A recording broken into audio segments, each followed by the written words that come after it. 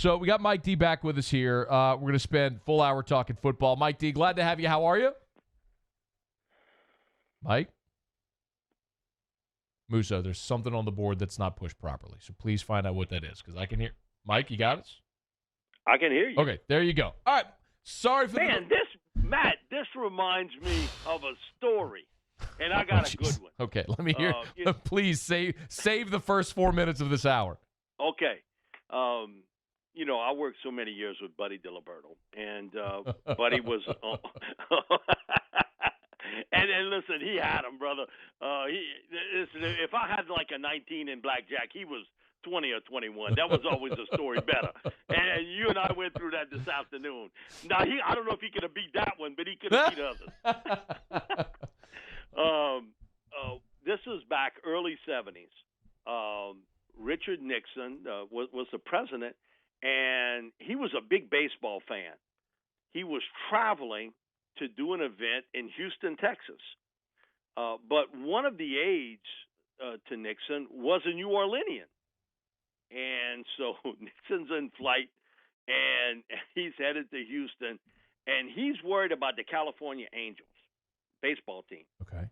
But that was his favorite team, Alex Johnson, those guys back then in those days. So, he's wondering about what happened in the game the night before. And so the aide tells him, listen, I know a guy in New Orleans. He's always gambling on games, and so I know he understood probably what was happening. So, but he got that reputation. It was well earned. So the White House calls Channel 8 at this time and says, hey, listen, we would like to speak to Buddy Diliberto. Oh, God.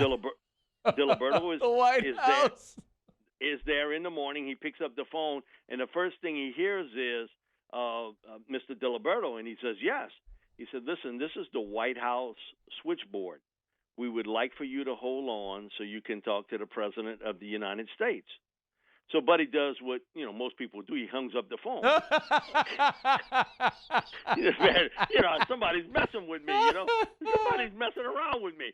So, so he says a few minutes later, the phone rings again, and she was like, it's the same lady. She's calling for you, and she says it's the White House switchboard. And it's like, okay. He gets the phone. He said, listen, lady, man, I'm a busy man. I got a lot of things to do. If you want to play a joke on somebody, call someone else up. So he hangs up the phone a second time. So about a minute later, the phone rings the third time, and he says, all of a sudden he sees the secretary race into the sports office and say, pick up the phone. It is the President of the United States. And so he picks up the phone, and the switchboard operator says, Buddy, we'd like to pass you along to the President of the United States. He would like to talk to you about what happened with the California Angels baseball team last night. So he said, man, I'm scrambling around on my desk to try to find a copy. It would come over the AP copy. So he said, man, I'm looking for the stuff. And he says, man, distinctly I could hear him, Mr. Diliberto, this is the President. He was like, yes, sir, yes, sir. He said, we apparently had a mix-up in the line. He said, well, the mix-up was me, wasn't the line. So he actually read him off the stats of what happened to the Angels that night in that particular game. So, this cluster we had earlier, in the show, it doesn't even compare to hanging up on the press twice. Wait, so what was the problem with the Angels? No, apparently Nixon was intrigued with the Angels baseball team. Now, remember, Gene Autry. Yes, Buddy D. Gene Autry, was a cowboy singer and all this. He owned the Angels and was good friends with Nixon. Oh.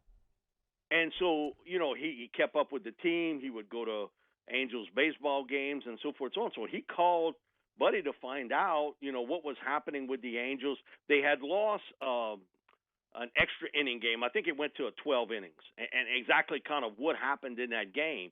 And he didn't get the details. And so, having to hear Buddy explain to him about an extra inning game of the Angels. Well, I would have loved to have been there to hear that part of it. But he said, he was very nice about it. He said, well, thank you. I really appreciate it. But he said, the connection was that one of his chief aides was a guy that had grew up in New Orleans, had read Buddy when he was a newspaper columnist. That saw him when he first got into television. But I could just imagine him clicking that dial twice. Mike, the thing whenever we talk about Buddy that always races to the forefront of my mind is you and I were sitting at what was Carly and Steven's wedding rehearsal, and we're waiting for wedding. Mike and I are doing the readings at Carly and Steven's wedding. And we do. I mean, our part, Mike took 5 minutes to get our part down, and they're going through the rest. So I'm sitting there in the pew with Mike, and he spends about an hour and a half just telling me Buddy D stories. And the one that always races to the forefront is you saying, if Buddy D could get action on 2 cockroaches racing across the floor, he would have placed a bet on it. Like it was. I mean, I was rolling. No, that's true. We happened to do an event in Houma one night, and it is pouring down rain, and he gets lost. And so he calls me. He says, "Where are you?" I said, "No, I took the side." I said, "You're supposed to get onto Highway 90." So I'll wheel back and get him. He's in a bar, and he's holding court. And, I mean, they got about 25 people in there, and, I mean, he is holding court, brother. I mean, talking all kind of and I've heard the stories, but he was really – all of a sudden, the doors are open to the bar, and there's a rabbit that runs and gets onto the shelves, and he's eyeing crossing that road on Old Highway 90. So Buddy's laid down $50 that the rabbit don't make it. That's so ridiculous. Oh, man. Mike, you need to write a book, man. And I'm not talking about the M&D Draft Report. I mean a book of the stories that you don't have to publish it. But write it, let me read it. Oh, listen, I've been asked, and it would be a goodie now, but, some of that statue with Buddy, he wouldn't mind. He really wouldn't. The stuff, man, every day, and I've always said this, my dad was alive back then. He would never have interrupted me if we went on vacation, if I was traveling, nothing. Unless it was an emergency, my dad would have never called me, if he knew I was doing something. But, Buddy, that didn't make any difference. Mm. We on a vacation somewhere. He calls me. I said, "Buddy, we on vacation right now." He said, "Well, okay, you can go back to your vacation." I'm looking at this game. He said, "It's one of the first games of the season. Brigham Young is playing Utah." I'm like, "Okay, that's over a month away." He's like, "Yeah, but that don't make any difference." He said, "Just kind of give me your feel on it." I'm like, "Okay, what?"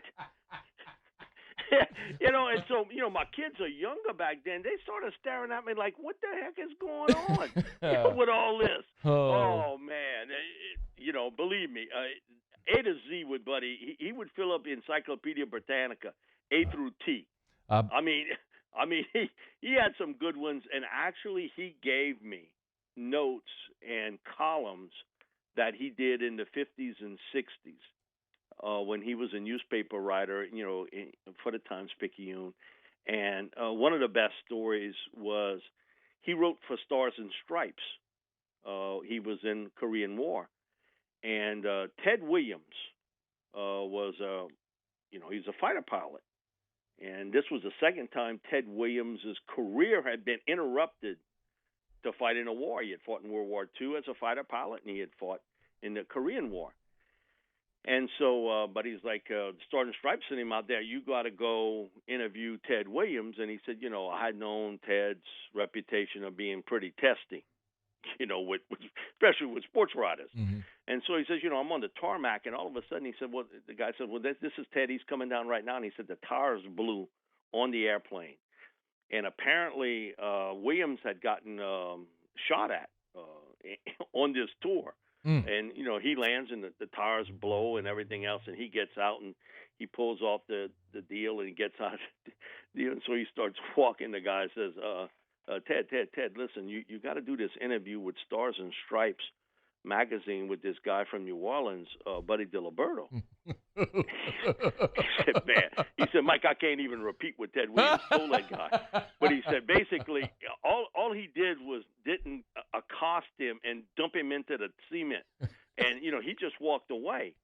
And so he says, we sitting down, and Ted, he's got a little bit of a nip, he got a little tip in the the bottle a little bit, and so he's sitting down there, and the guy says, well, listen, buddy, go in there, just try to make small talk with him.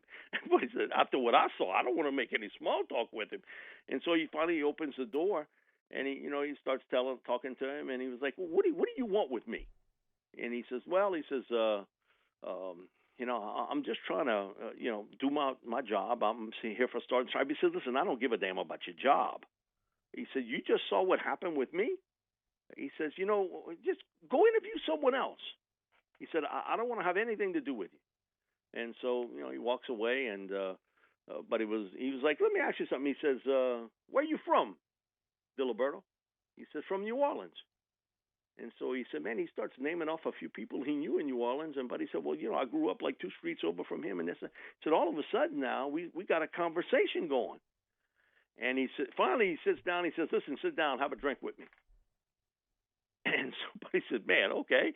So he said, we have a drink. He said, I had 4 or 5 questions that I had to ask. And so he said, he didn't really give me a good answer for any of them. But he said, it was at least something I could have worked with. And Hollywood was doing a movie at that time that John Wayne was actually playing a caricature of Ted Williams, of a former athlete who was now in the war and all that, sort of to pump up the troops a little bit. Mm-hmm. And so, Buddy's last question, he says, listen, Ted, what do you think about, they're doing a movie in Hollywood and John Wayne's going to play your part. And he said, man, he took that glass and he jammed it into the table. And he said, why would you ask me that? And he said, well, he said, man, listen, John Wayne in the 50s, he was a big star.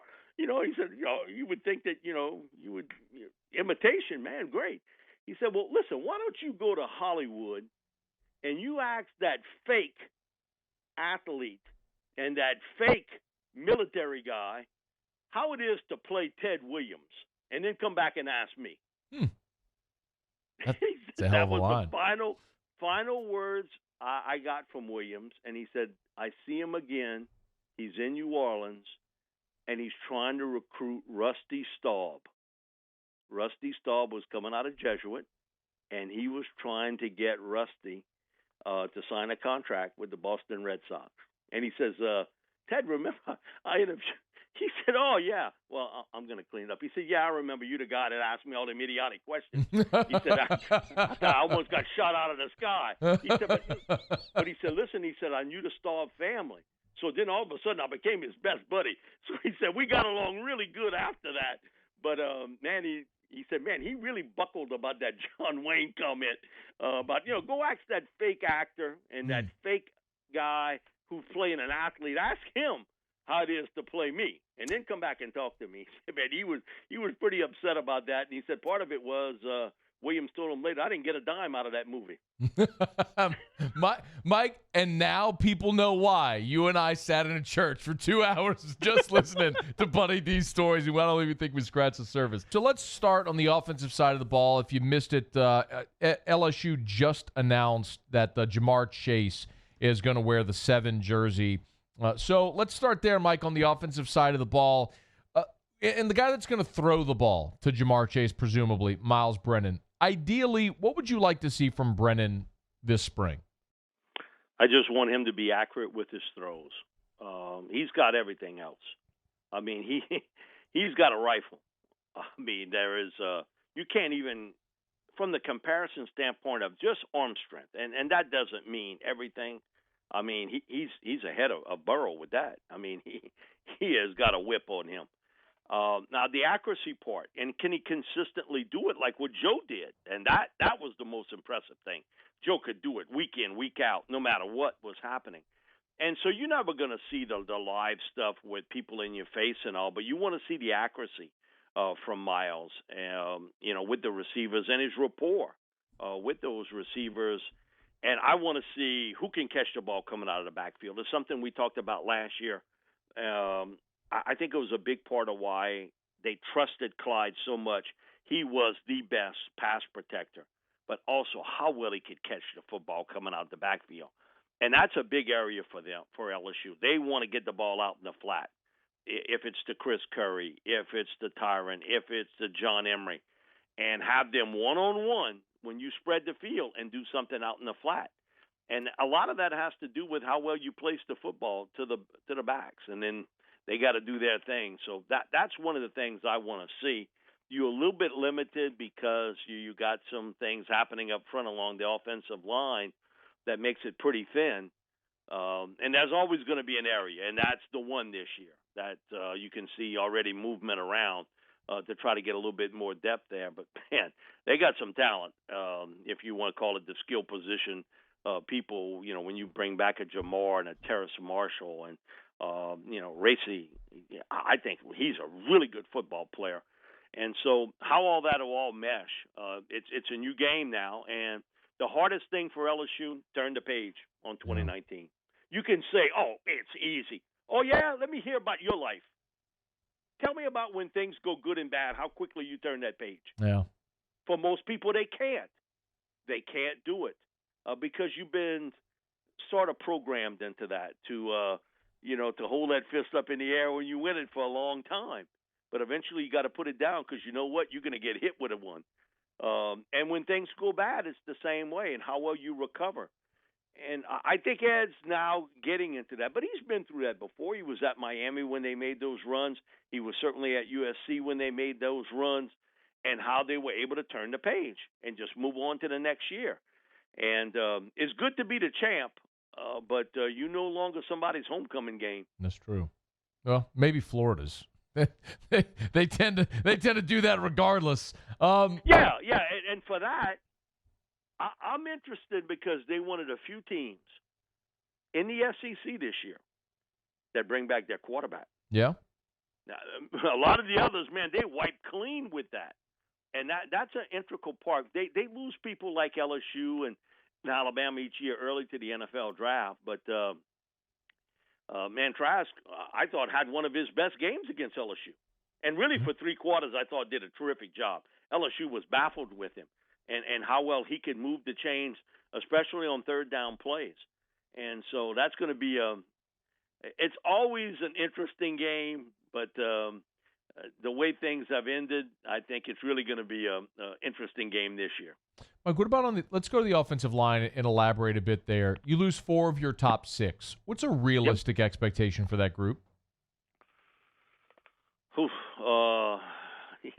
I got to see who's going to end up being the 5. I'm not too worried about the interior. I think Hines will be fine at center, and they got the guys at the guard positions to take care of it. If it's Ingram, if it's Bradford, Cordell, I'm not concerned about that. My thing is always off the edges. I think that today, and Austin returns at the right tackle position, and hopefully things will work out with Derry on the left side. And I know all Ed's told me about him is he thinks he's an NFL player and a potential first, second-round pick type left tackle. So if that works out, then you're good. But, again, how they work as a unit is so difficult to explain to people who don't understand it, the 5 guys working as one. And the leadership role that Lloyd was able to bring to the table. When things got sort of hectic maybe at times, how he would calm down that huddle and get everybody understanding what they had to do. Who's going to be that guy this year? Who's going to be that alpha up front to calm everybody down and say, hey, listen, we're going to do this, we're going to do that. Can Hines take that role? That's going to be, to me, the most interesting. You know how I feel about centers.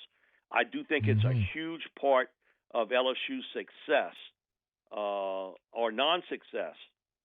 And I say non-success would be 11, 12 wins, would be at that center position. Because I think that's critical to making sure that your quarterback is clean in the pocket and that everybody's communicating with one another. You got to have that type of person. And we're fixing to find out pretty quick about Chase Howard. Mike, how big of a deal is it for LSU let's say for Rosenthal not being with the team for these practices in spring? As long as you get him for the summer, I don't think that's going to be a major issue. But man, he's an athlete now. The one thing I did notice with him when watching him play. He's probably the last guy to come out of the stance. Okay, so that's something in the spring that I think James Craig, would have worked on. He's the last one sort of out to get out of the stance, and now he's a big man to bend everything. But when you watch him play, he was not the quickest guy out of there, and that's something he knew that he needed to improve on as a player, and that's something certainly to watch as the summer comes around and he gets some reps in. But he's a big man who's got a huge wingspan, who can tie people up, and it's not about holding them out forever. That's not the way this offense works. It's giving Myles enough time to throw the football, and Myles is not the, say, runner or the step-up guy that Joe is. I thought that was one of the things with Joe that stood out so much, was his ability to step up and step out of the pocket. Because you saw so many times, okay, he feels a little bit of pressure from the backside. He would just make that little step up. Or he feels it from another side, and he sort of sidesteps it and then throws it on the run.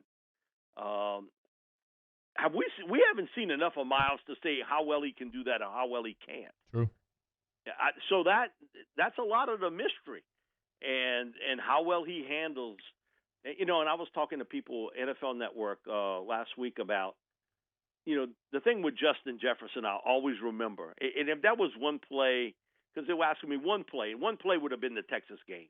Okay, now everybody's squinting now at this point because LSU's defense couldn't stop a cold at the end of that game. And LSU's got to make a play, and it's a third down play, and it's third and long.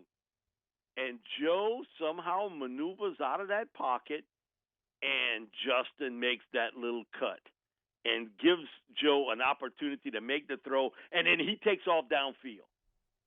If that's one to keep in the books, it would be that play. That signaled to everybody, hey, I'm still stunned to hear guys, well, I didn't know Justin Jefferson was that fast. Have you watched him play? Mike, I didn't. Man, 4.4. Listen, I'm going to cash in if people that I bet. Now, I hope you're willing to put up that money. I said I bet he'd run a 4.45. Did we bet that? We didn't bet anything on that, you and me. Not you and I, but okay. I bet others. All right, good. He did run track at Destrehan, okay? And I do think track athletes have a bit of advantage in these Olympics. You know what I mean? Because there's a certain style and a certain way of running. And if you're a fast guy and you work with somebody, they can hit a tick or two off you. Now, they can't take a 5 flat guy and make you a 4.45 guy. Now, they got people that want to argue with me about that, which is stunning to me even today. But you cannot make a slow guy fast. But I can take a fast guy and have him with a speed coach and with a little bit of technique and get him a tick or two faster. And you can see.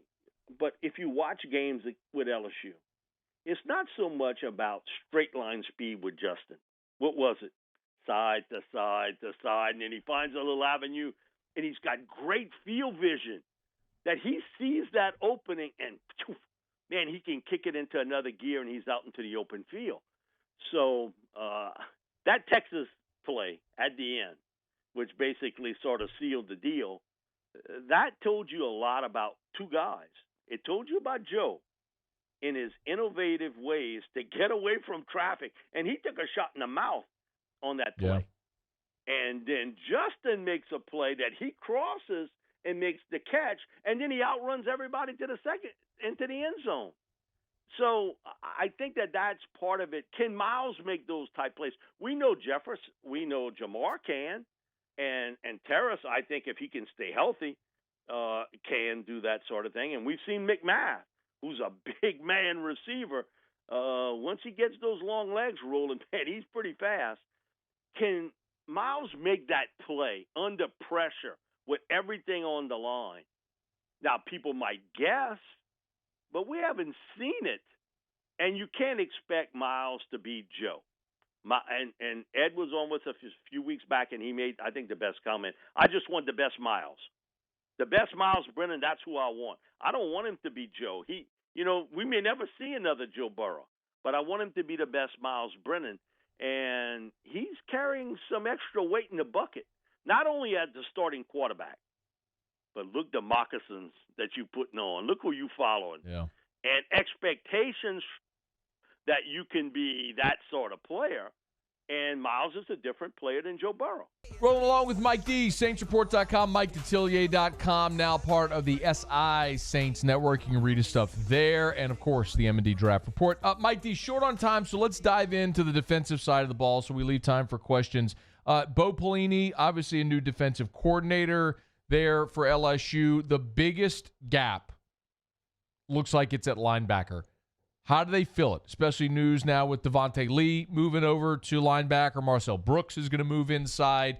What do you think about that second level of LSU's defensive spring? Man, go get Jabril Cox. From North Dakota State? North Dakota State. My thing is, I thought he was so good. I actually did a write-up on him. Nichols played him, North Dakota State, and so I'd known about him certainly before, and I'd known a lot about him as a high school player because he was a former quarterback, wide receiver. Also, it was a 4-year starter in basketball in high school, and then all of a sudden had this growth spurt. And in the last 3 seasons, man, if you've watched North Dakota State, he's all over the field. I thought he would declare early for the NFL draft. I really did, because he took a red shirt in 2016, so he would actually be 3 years out. So my thought after watching him against Nichols, and they ran away from him, and he was 7 tackles, a half a tackle for a loss, 2 quarterback pressures, and they were running away from him. It was an average game for Cox. I think you put him in the middle, you got your problem solved. I think he's a guy that had he declared, he would have been a second-round pick in this draft. Wow. Is that a guy? But a lot of people have not watched him, didn't realize how good of an athlete he is, and how well he can run, and now he's physically gotten bigger and stronger. Man, I'm just telling you, in these Olympic-type things, he'd have blew everybody away. And being a former quarterback, wide receiver, you got some scoot to you, okay, no matter what. That would be a big – whoever's going to get him, you've got the potential of having a first-round pick guy walk into your program. So if it's LSU, if it's Alabama, if it's Tennessee, whoever gets him, that's the type of athlete you're getting. He reminded me so much of – he's a little bit bigger version of Debo Jones. That's what he looks like to me. In his ability to run the field, he can drop in coverage.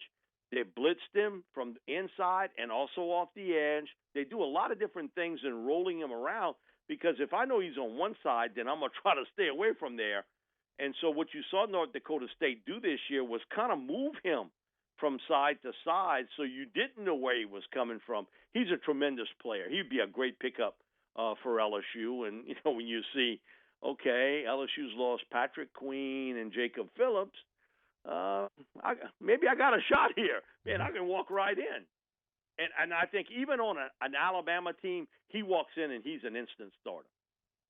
What about LSU or Alabama? What about Devonta Lee moving over to linebacker, Mike?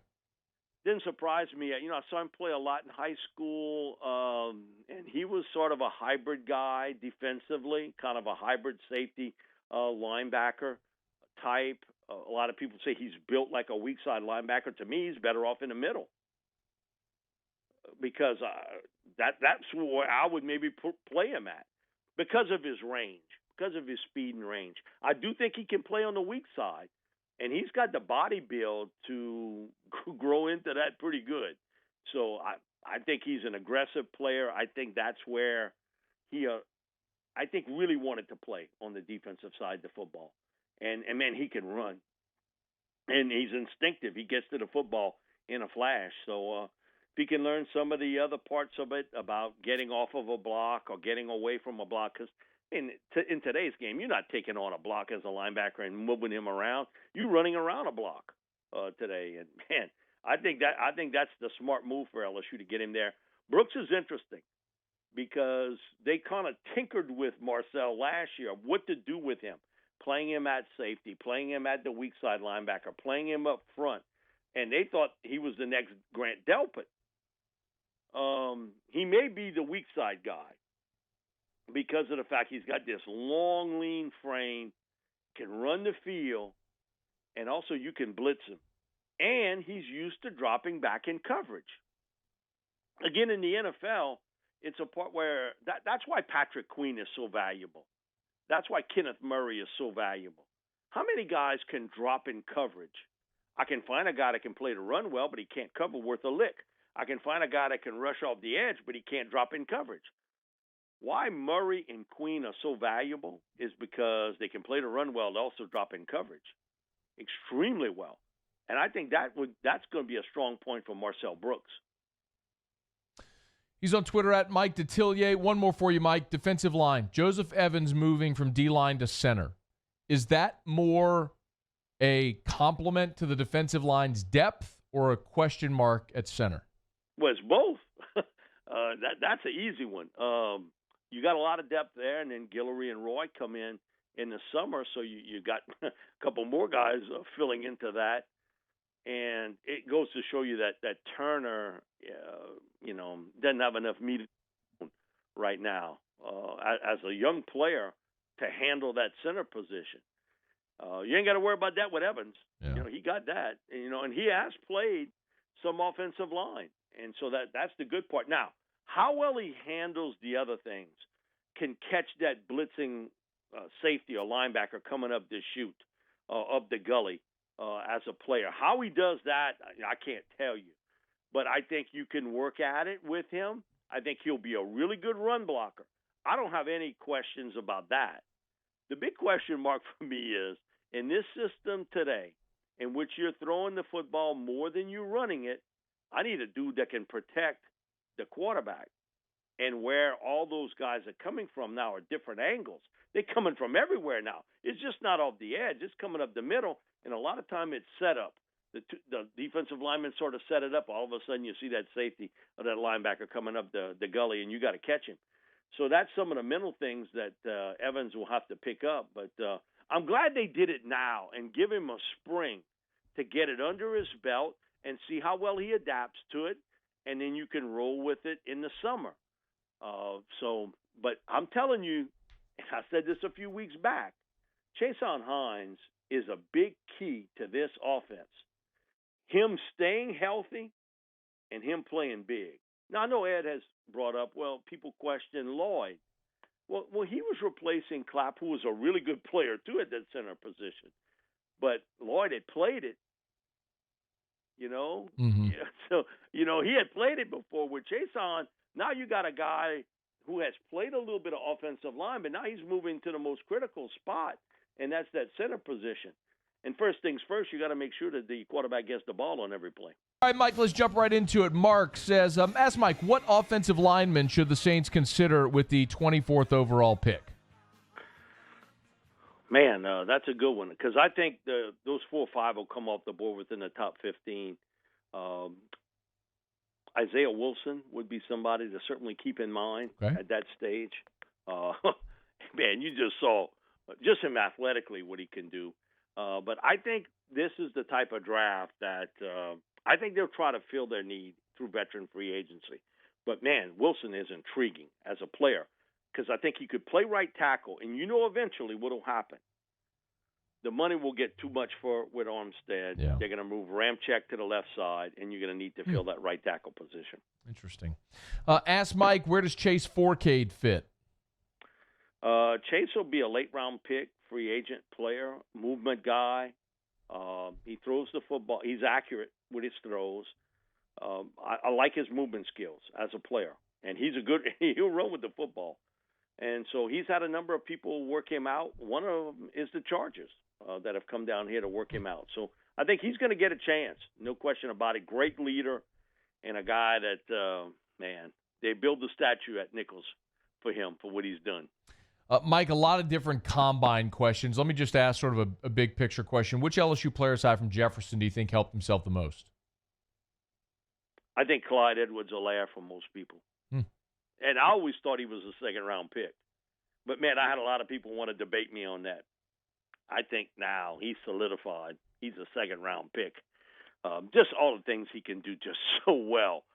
And I'm still surprised, people are surprised about that. Also thought despite the fact he did not run a good 40 time, Mike Divinity, in watching the drills, was really smooth with everything. And so I think he certainly helped himself out tremendously. Again, Patrick Queen, we've talked about it more and more. But, that wasn't a surprise, because he's athletically such a gifted guy.